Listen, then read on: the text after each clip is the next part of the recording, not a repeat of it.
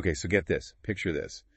A 62-year-old grandmother, right? Okay. After a serious car accident, she finds herself Oh, wow. on this incredible journey. Okay. While her heart is stopped. Oh, my God. For 13 minutes. Wow. We're talking about a near-death experience, an encounter with Jesus, Yeah. and a first-hand look at the origins of spiritual warfare. That's pretty intense. The kind of stuff that makes you question everything. Oh, yeah. You thought you knew, It's intriguing how these accounts are often Right. brushed aside as hallucinations. Right.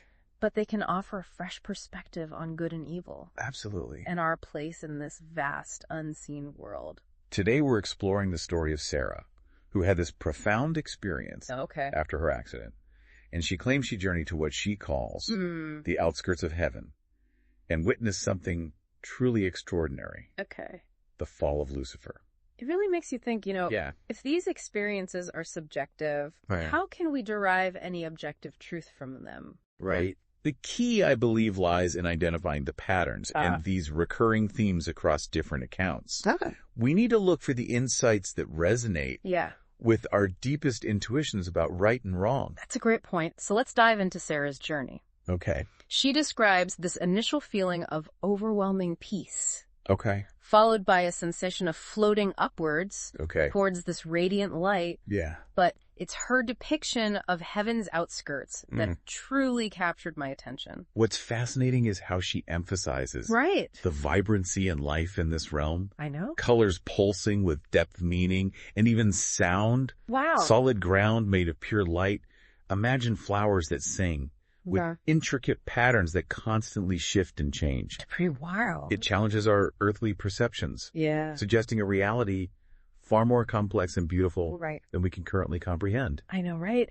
It's mind-blowing. And then there are the angels. Sarah describes them as beings of pure, flowing light, constantly in motion. Their sole focus seems to be on worship. And they radiate this incredible infectious joy. Oh, wow. She even overhears them discussing physics. What? On a level that makes our human understanding seem like elementary school science.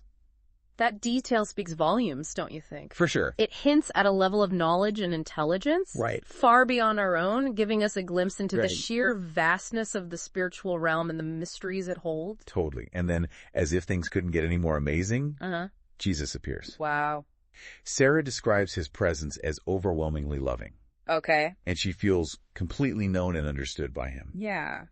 It's at this point that Jesus takes her to witness. Okay. Something truly remarkable. The fall of Lucifer. This is where the story takes a fascinating turn. Right. Sarah isn't just shown Lucifer's fall, but the subtle stages of corruption that led to it. Think about it. This is a profound spiritual and psychological study relevant to every one of us, regardless of our beliefs. Wow. It's a front row seat to the origins of evil. You got it. It's like a cosmic drama unfolding right before her eyes. Right. Jesus leads Sarah to the throne room of heaven. Okay. And she paints this breathtaking picture with vivid detail. Yeah. The throne at the center of everything, radiating this immense power, love, and light. Oh. Imagine creatures ceaselessly praising God. Oh. A sea of glass and fire reflecting pure truth and surrounding the throne, these awe-inspiring beings. Yeah. The seraphim and cherubim. The part that truly stood out to me was her description of the harmony of heaven. Yeah. Every single being, every element perfectly in sync, reflecting God's purpose and will. Oh. This harmony, she suggests, is the very foundation of the order of creation. That makes perfect sense. Yeah. And then we're introduced to Lucifer as he was before his fall. Right. The most glorious angel, radiating charisma and beauty. Wow. His worship seemingly perfect, his understanding profound. Okay. But then, Jesus points out this almost imperceptible shift. This burgeoning self-awareness in Lucifer. Wow. That hints at the turmoil brewing within. It's a classic illustration of the insidious nature of pride, isn't it? Oh, for sure. It often begins subtly. Yeah. A shift from appreciation and gratitude to self-admiration. Right. It serves as a stark warning for all of us. Right. A reminder to constantly check our own motivations. Right. And ensure we're not chasing our own glory instead of reflecting God's. So true. And that's where we'll pause for now.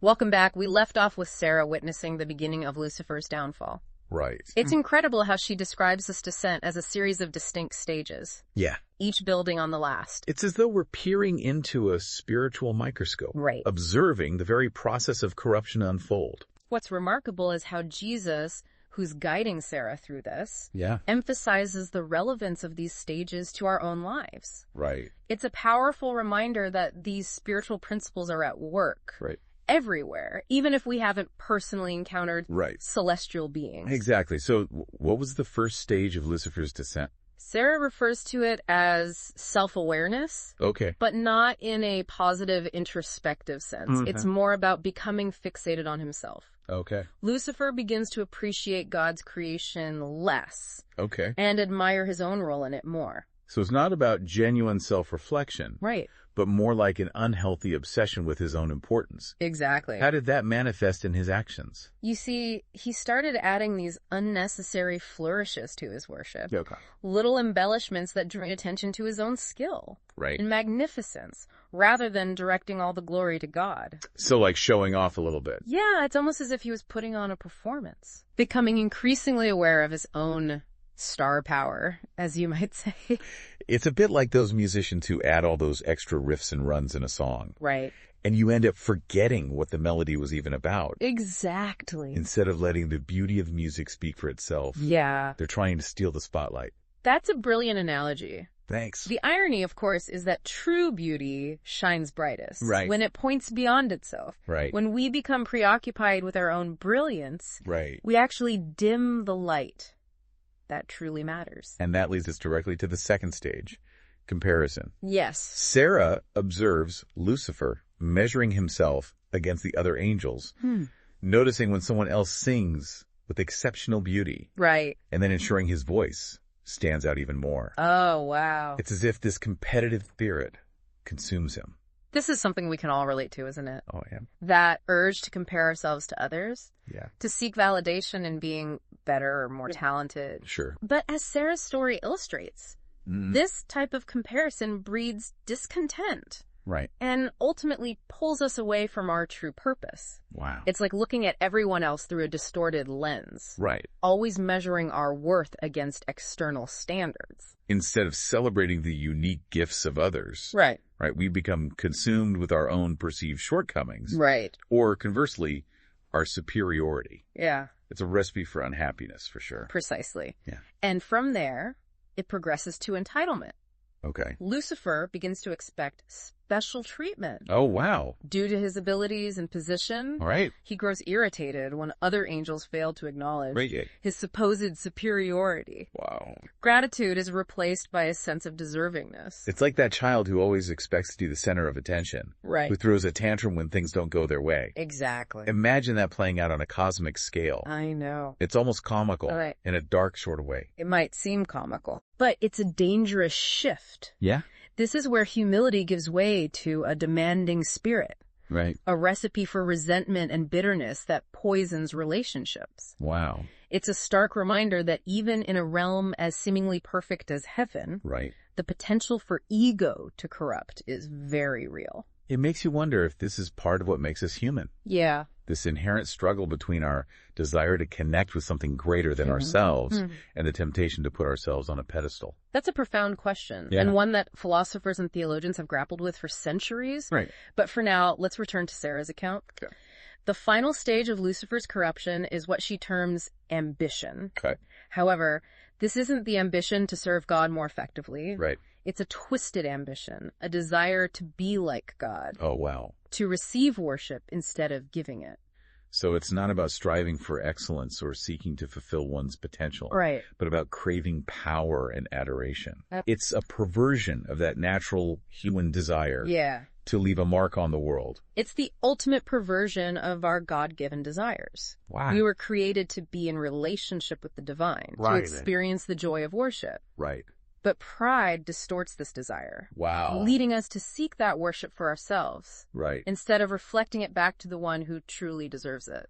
As these internal changes take hold, Sarah notices a corresponding shift in Lucifer's outward appearance. The light that once flowed through him freely now seems constricted. Okay. As if he's trying to possess it rather than reflect it. Right. His movements, once perfectly harmonious with the rhythm of heaven, right. become slightly out of sync. Oh, wow. Creating a dissonance in the music of creation. This imagery is so potent. Yeah. It demonstrates how our internal state, our thoughts and motivations ultimately shape our external expression. Wow. When we harbor pride and self-focus, Right. it distorts our very being, creating a ripple effect of disharmony in the universe. You know, it's like when you meet someone who seems to radiate warmth and kindness. Right. You can almost feel their inner peace. Yeah. But then you encounter someone who seems shrouded in darkness. Right. Their negativity palpable. Yeah. It's a reminder that our inner world shapes the world around us. That's a beautiful way to put it. Thanks. And it leads us to the next stage of Sarah's account. Go. The spread of Lucifer's influence. Okay. He doesn't launch a direct attack on God. Right. Instead, he begins to plant seeds of doubt among the other angels. Oh, wow. Asking seemingly innocent questions that, if left unchecked, could blossom into full-blown rebellion. It's classic manipulation, isn't it? It is. Instead of presenting outright lies, he subtly twists the truth just enough to sow discord and create confusion. Exactly. I imagine he appealed to their desire for knowledge. Yeah. Their longing for recognition. Right. Perhaps even a sense of feeling undervalued. Precisely. He masterfully exploits their vulnerabilities, tailoring his approach to each angel's individual weaknesses and desires. Wow. He's like a master chess player. Yeah. Anticipating their every move. Yeah. Subtly nudging them towards his desired outcome. It's chilling, really. Yes. To think that even in a realm like heaven, where you would expect perfect unity and understanding, such manipulation could take root. This highlights the insidious nature of spiritual warfare. It's rarely a frontal assault. Yeah. It's a slow, gradual erosion of trust and truth. Wow. It's about creating cracks in our foundation. Right. Chipping away at our faith until we're susceptible to deception. Wow.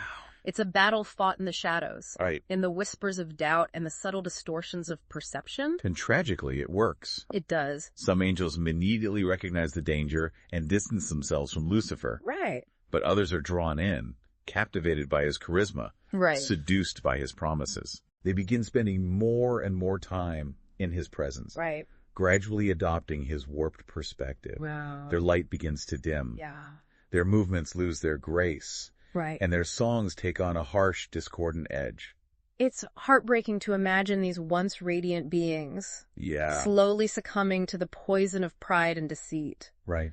Sarah's account reminds us that spiritual warfare is not some abstract theological concept. Yeah. It has very real consequences affecting even the most luminous of beings. It's a sobering reminder that even those we perceive as strong and unwavering can be vulnerable to temptation. Right. It speaks to the importance of vigilance, Yeah. of constantly examining our own hearts, Right. and seeking guidance from a source greater than ourselves. Indeed. Yeah. And it all culminates in open rebellion. Right. Lucifer gathers his followers for what appears to be a grand worship service. Okay.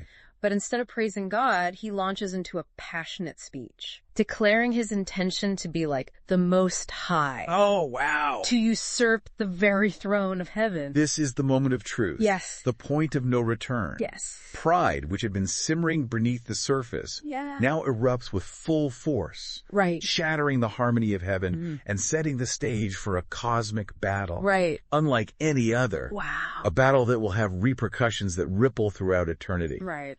So Lucifer and his followers are cast out, falling to earth like bolts of corrupted lightning. But here's where Sarah's story takes an unexpected turn. Okay. Instead of focusing solely on the tragedy of this fall, Jesus directs her attention to something quite remarkable. Okay.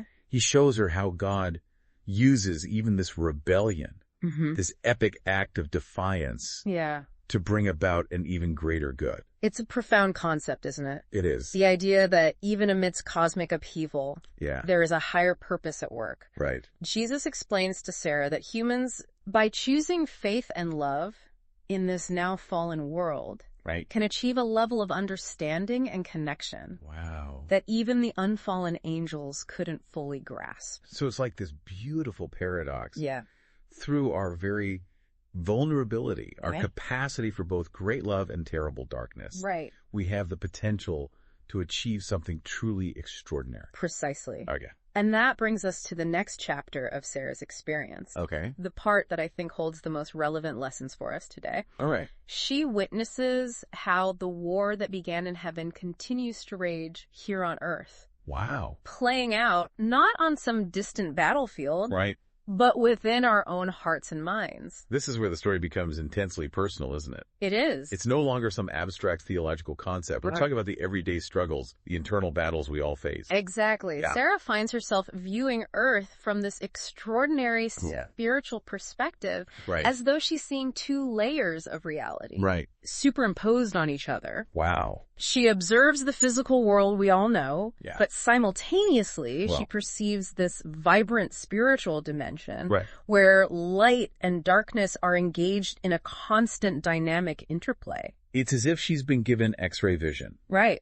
Allowing her to see the unseen forces at work. Yeah. Behind the scenes of our everyday lives. Yes. What does she see in this spiritual dimension? She sees these luminous threads of light. Okay. Connecting individuals to a divine source. Okay. Some shining brightly, others flickering faintly. Right. And then she sees these dark, almost tendril-like forms emanating from the shadows, attempting to latch onto people, to ensnare them in their insidious grasp. It's a chilling image, but also incredibly fascinating. It is. It suggests that we're not merely physical beings going about our daily routines. Right. We're also spiritual beings. Yeah. Constantly engaged in this unseen battle for our hearts and minds. That's precisely the point Jesus emphasizes to Sarah. Right. He reveals the tactics of spiritual warfare, showing her how the enemy targets our vulnerabilities, tempting us with things that appeal to our pride, our insecurities, our deepest fears, our cravings for comfort and pleasure. It's a sobering reminder that we all have weaknesses. We do. Areas where we're susceptible to temptation. Right. It's not about becoming perfect or invulnerable. Right. It's about recognizing our vulnerabilities and seeking a higher power for guidance and strength. Exactly. Yeah. And what's fascinating is how Jesus emphasizes the subtlety of these tactics. Right. It's rarely about overt evil or dramatic temptations. Right. It's more about those small compromises. Okay. Those gradual shifts in our thinking and behavior okay. that lead us further and further away from our core values and our connection to the divine. It's like the classic boiling frog analogy. Yeah. If you toss a frog into a pot of boiling water, it will immediately jump out. Right. But if you place it in lukewarm water and slowly increase the temperature, the frog won't perceive the danger until it's too late. Right.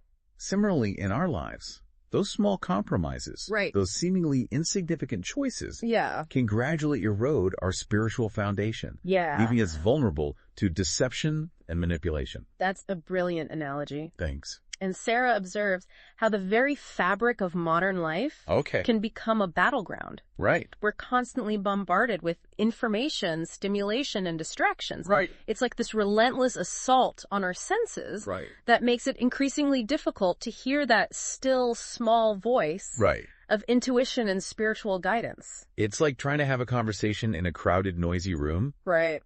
You have to strain to hear the other person's voice amidst all the commotion. Yeah.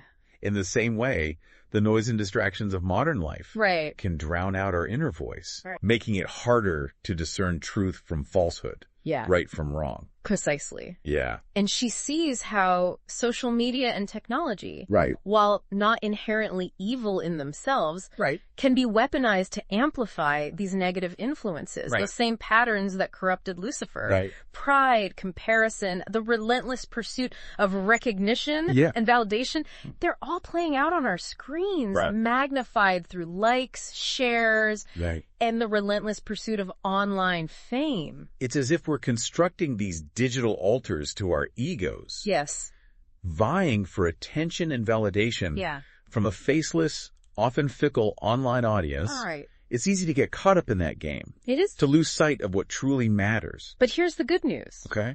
Jesus doesn't simply show Sarah the enemy's tactics. Right. He also reveals the weapons we have at our disposal to fight back. Okay. And these aren't weapons of war in the conventional sense. Right. These are spiritual weapons. Righteousness, faith, peace, and the power of divine love.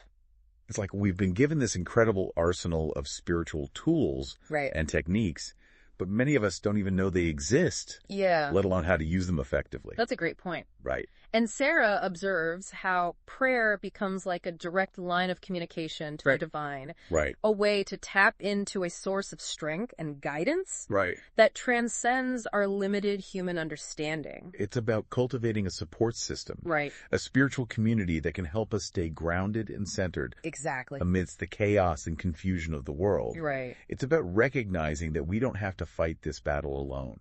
Beautifully put. Thanks. And Jesus emphasizes to Sarah that this spiritual war is ultimately won or lost in the battleground of our minds and hearts. Wow. He shows her how negative thoughts, if left unchecked, can become strongholds for darkness, breeding fear, doubt, and despair. He stresses the importance of consciously choosing our thoughts, of replacing those lies and distortions with truth, love, and compassion. It's about becoming aware of the stories we tell ourselves. Yes. The narratives we create about ourselves, the world around us. Right. Are we feeding ourselves a diet of fear and negativity? Right.